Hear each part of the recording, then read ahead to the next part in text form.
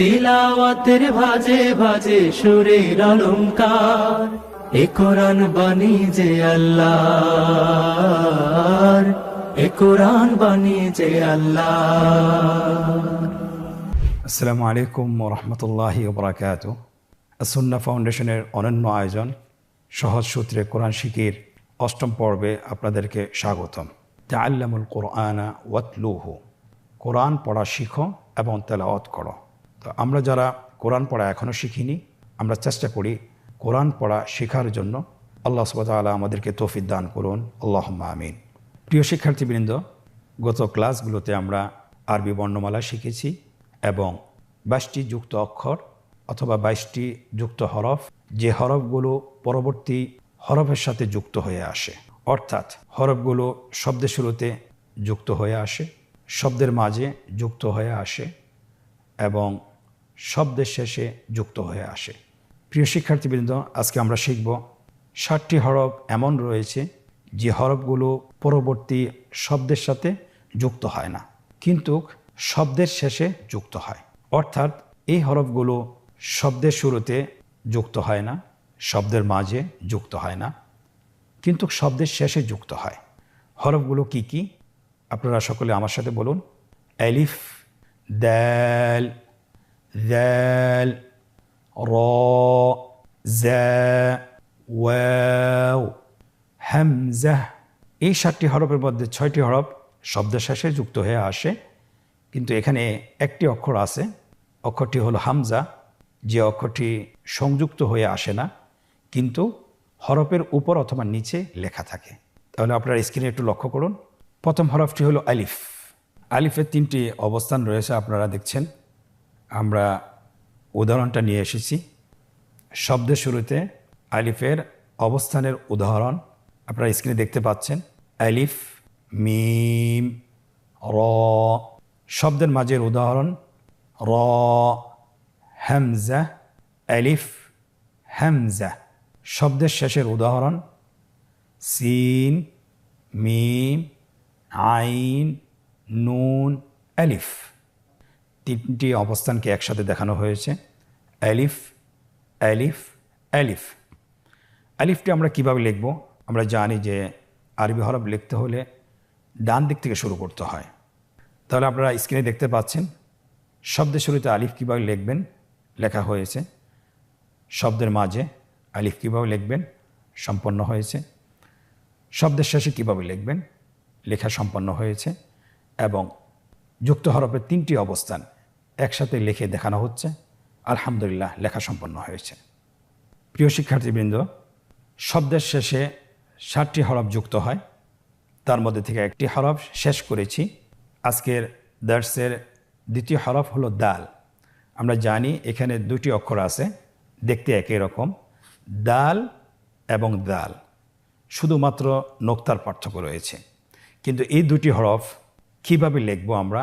শব্দের মাঝে, শব্দের শুরুতে কিভাবে আসে, শব্দের মাঝে কিভাবে আসে, শব্দের শেষে কিভাবে আসে, আপনারা স্ক্রিনে দেখতে পাচ্ছেন।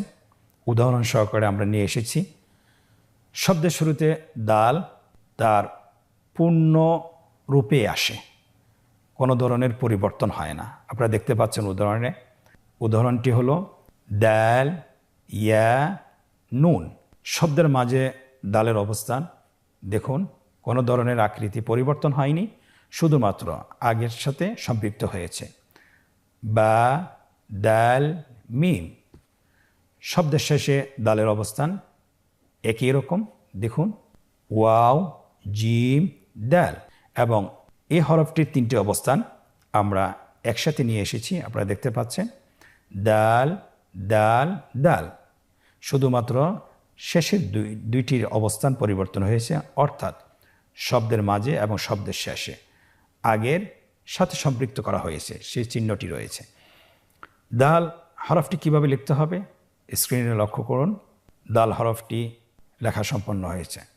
শব্দের মাঝে দাল কিভাবে আসে আপনি দেখতে পাচ্ছেন, লেখা সম্পন্ন হয়েছে। শব্দের শেষে দাল কিভাবে আসে, কিভাবে লিখতে হয় লক্ষ্য করুন, লেখা সম্পন্ন হয়েছে। 3টি হরফ আমরা একসাথে লিখছি, শব্দের শুরুতে, শব্দের মাঝে এবং শব্দের শেষে। দেখুন লেখা সম্পন্ন হয়েছে, আলহামদুলিল্লাহ। তাহলে আমরা দাল অক্ষরটিও আমরা পরিপূর্ণভাবে শিখলাম যে শব্দের শুরুতে দালের অবস্থান, শব্দের মাঝে এবং শব্দের শেষে কিভাবে আসে। আলহামদুলিল্লাহ আমরা শিখতে পেরেছি। প্রিয় মুসলিম ভাই ও বোনেরা, আলহামদুলিল্লাহ আজকের দর্শে আমরা দ্বিতীয় হরফটি শেষ করেছি। আমরা এখন তৃতীয় হরফটি শিখব।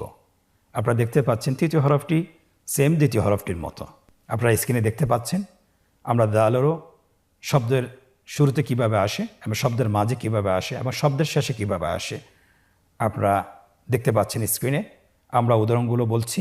শব্দের শুরুতে দালের অবস্থান দাল, হা, বা। শব্দের শুরুতে দালটা পৃথক হয়ে আসে।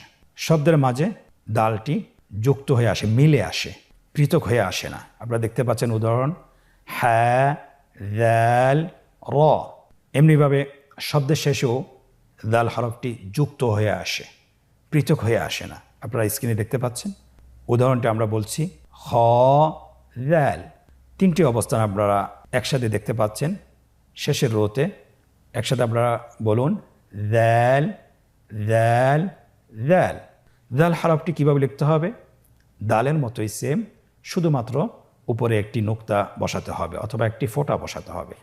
আপনারা স্ক্রিনে দেখতে পাচ্ছেন শব্দের শুরুতে দাল কিভাবে লেখা হয়, শব্দের মাঝে কিভাবে লেখা হয়, শব্দের শেষে কিভাবে লেখা হয় এবং তিনোটা অবস্থান কিভাবে একসাথে লিখবেন সেটাও আপনারা দেখতে পাচ্ছেন। আলহামদুলিল্লাহ লেখা সম্পন্ন হয়েছে। প্রিয় মুসলিম ভাই বোনেরা, আমরা এখন চতুর্থ হরফটি শিখব। আপনারা দেখতে পাচ্ছেন স্ক্রিনে চতুর্থ হরফ এবং পঞ্চম হরফ দেখতে একই রকম, শুধুমাত্র নোক্তার পার্থক্য রয়েছে। হরফ দুটোর নাম র এবং পঞ্চম হরফটির নাম জ্যা। র, জ্যা। র কীভাবে শব্দের শুরুতে আসে, শব্দের মাঝে আসে এবং শব্দের শেষে আসে উদাহরণসহ আপনারা দেখছেন। আমরা শব্দের শুরুর উদাহরণটি পড়ছি। আপনারা আমার সাথে বলতে পারেন র, জিম, জ্যা। শব্দের মাঝের অবস্থান ইয়া, র, ডাল। র এর অবস্থান শব্দের শেষে। আপনারা উদাহরণটি দেখছেন। আপনারা আমার সাথে বলুন শিন, হ্যাঁ, র। তিনটি অবস্থান একসাথে দেখতে পাচ্ছেন শেষের রোতে। আমরা একসাথে বলি র, র, র। আমরা এখন র হরফটি কীভাবে লিখতে হয় সেটা শিখব। র হরফটি খুব সহজ। আপনারা স্ক্রিনে দেখতে পাচ্ছেন শব্দের শুরুতে র লেখা হয়েছে, শব্দের মাঝের র লেখা হয়েছে, শব্দের শেষের র লেখা হয়েছে এবং তিনটি অবস্থানকে একসাথে করে লেখা হচ্ছে। আলহামদুলিল্লাহ সম্পন্ন হয়েছে। প্রিয় ভাই বোনেরা, আলহামদুলিল্লাহ আমরা যুক্তবর্ণ 4টি হরফ শিখে ফেলেছি। এখন আমরা শিখব পঞ্চম নাম্বার হরফটি। পঞ্চম নম্বর হরফটি হলো জ্যা। স্ক্রিনে আপনারা দেখতে পাচ্ছেন আমরা হরফটি শব্দের শুরুতে কিভাবে আসে, শব্দের মাঝে কিভাবে আসে, শব্দের শেষে কিভাবে আসে উদাহরণসহ আমরা নিয়ে এসেছি। আপনারা শব্দের শুরুর উদাহরণটি দেখুন, লেখা আছে জ্যা, ব্যা, র। শব্দের মাঝের উদাহরণটি দেখুন, আমার সাথে বলুন নুন, জ্যা, গইন। শব্দের শেষে জায়ের উদাহরণ আপনারা দেখতে পাচ্ছেন কাফ, নুন, জ্যা। কাফ, নুন, জ্যা। যা হরফটি কিভাবে লিখবেন স্ক্রিনে আপনারা দেখতে পাচ্ছেন। রয়ের মতো আগের হরফটি আমরা যেভাবে লিখেছি সেভাবে লিখব, শুধুমাত্র র হরফটির উপরে একটি ফোঁটা বসাবো।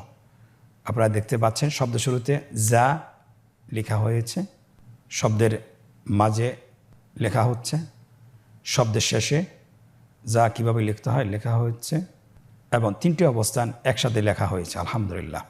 প্রিয় শিক্ষার্থীবৃন্দ, আলহামদুলিল্লাহ স্বল্প সময় আমরা যুক্ত হরফের 5টি হরফ সম্পন্ন করেছি। যে হরফগুলো শব্দের শুরুতে যুক্ত হয় না, শব্দের মাঝে যুক্ত হয়ে আসে না, কিন্তু শব্দের শেষে যুক্ত হয়ে আসে। 6 নম্বর হরফটি হলো ওয়াও। আপনারা একসাথে আমার সাথে বলুন ওয়াও। স্ক্রিনে লক্ষ্য করুন শব্দের শুরুতে ওয়াওয়ের অবস্থান, শব্দের মাঝে ওয়াওয়ের অবস্থান এবং শব্দের শেষে ওয়াও হরফটির অবস্থান উদাহরণ সহ দেওয়া আছে।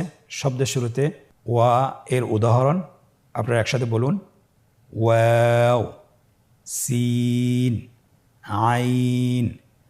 শব্দের মাঝের উদাহরণ একসাথে বলুন কফ, ওয়াও, লাম। এখানেও আপনারা দেখতে পাচ্ছেন হরফটি পৃথক হয়ে আসেনি, মিলে এসেছে। শব্দের শেষের ওয়ায়ের উদাহরণটি আমার সাথে বলুন। হ্যাঁ ওয়াও, এখানেও ওয়াও হরফটি পৃথক হয়ে আসেনি, যুক্ত হয়ে এসেছে। আপনারা এই ঘরটির শেষের রোতে আপনারা দেখতে পাচ্ছেন 3টি অবস্থানকে একসাথে দেখানো হয়েছে। ওয়াও হরফটি আমরা কিভাবে লিখব? খুবই সহজ। আপনারা স্ক্রিনে দেখতে পাচ্ছেন শব্দ শুরুতে ওয়াওটি কিভাবে লেখা হচ্ছে, শব্দের মাঝে এবং শব্দের শেষে, এবং 3টি অবস্থানকে একসাথে লেখা হচ্ছে। আলহামদুলিল্লাহ, কতই না সহজ ওয়াও হরফটি লেখা হয়েছে। আলহামদুলিল্লাহ। সম্মানিত শিক্ষার্থী ভাই ও বোনেরা, আজকে দর্সের শেষ হরফটি আমরা শিখব।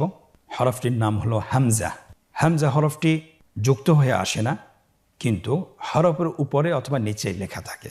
আপনারা স্ক্রিনে দেখতে পাচ্ছেন হামজা হরফটি শব্দের শুরুতে কিভাবে আসে, শব্দের মাঝে কিভাবে আসে, শব্দের শেষে কিভাবে আসে। উদাহরণসহ আপনারা দেখতে পাচ্ছেন শব্দের শুরুতে হামজার উদাহরণ আমার সাথে বলুন।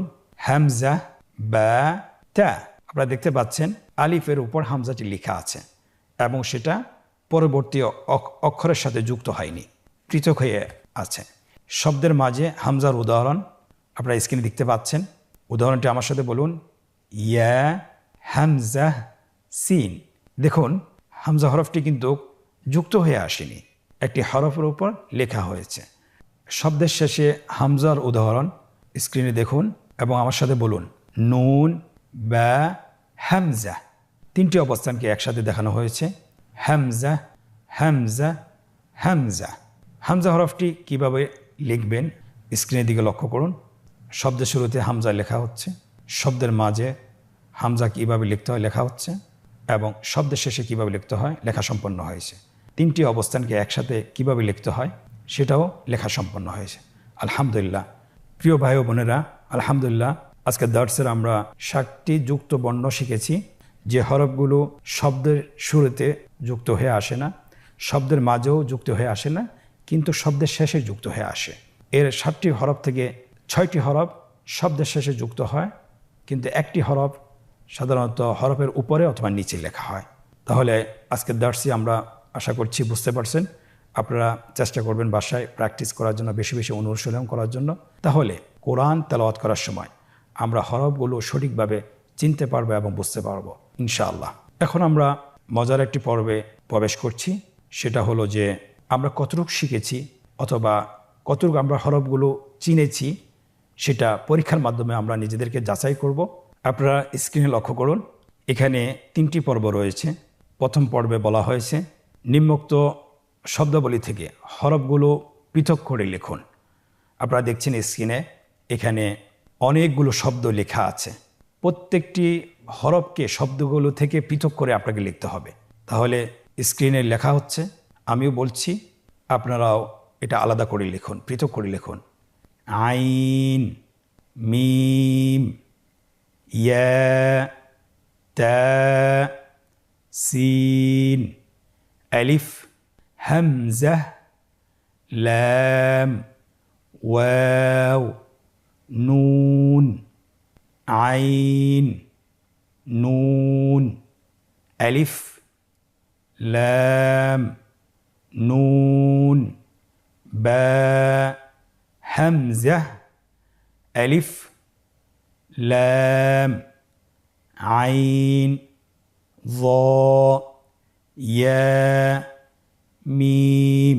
আলহামদুলিল্লাহ, লেখা হয়েছে। পরবর্তী শব্দগুলো আমরা পৃথক করে আবার লিখি। আলিফ, লাম, যাল, ইয়া। আপনারা স্ক্রিনের দিকে লক্ষ্য করুন, পৃথক করে লেখা হচ্ছে।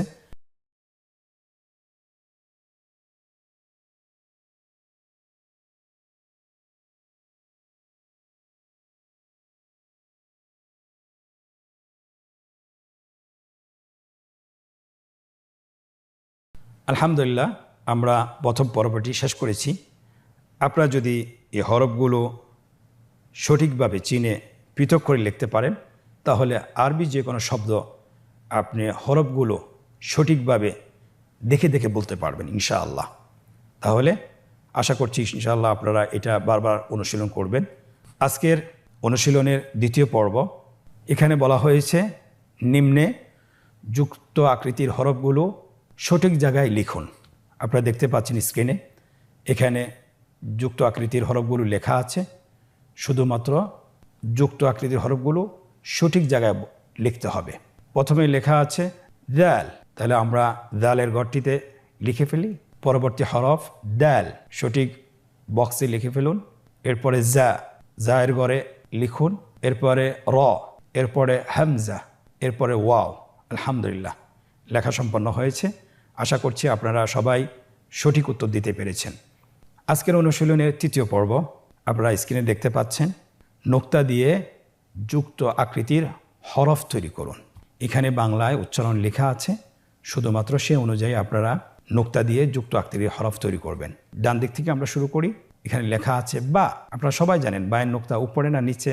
অবশ্যই বায়ের নোক্তা নিচে বসবে, বায়ের ফোঁটা নিচে বসবে, নিচে বসানো হয়েছে। এরপরে শব্দটি হলো খ।